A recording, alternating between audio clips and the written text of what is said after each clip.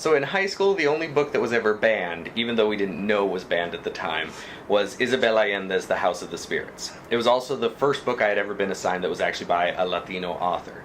And we were assigned it one day, and 2 weeks later we were told that it was actually an optional assignment, and that we wouldn't be discussing the book, and we didn't need to complete reading of the book. And it was never explained that it was banned, but in retrospect, I think it clearly was a parent who said we should not be reading this book that clearly had a different way of viewing the world and a different way and diverse way of showing perspectives. So, from Isabel Allende's The House of the Spirits.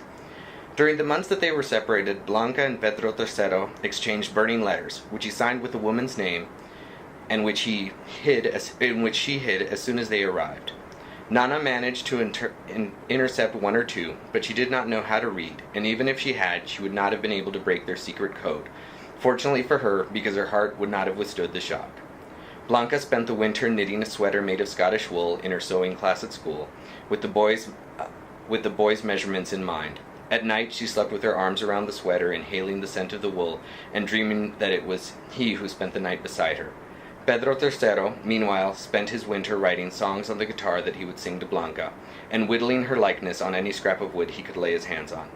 Unable to separate his angelic memories of the girl from the storms that were raging in his blood, turning his bones to pulp, lowering his voice, and causing hair to appear on his face.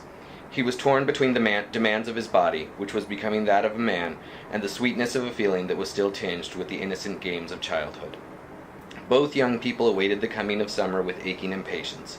When it finally arrived, and they met once again, the sweater Blanca had knit for Pedro didn't fit over his head, because in the intervening months he had left his childhood behind and acquired the dimensions of a man, and the tender songs he had composed now sounded ridiculous to her, because she had a woman's bearings and a woman's needs.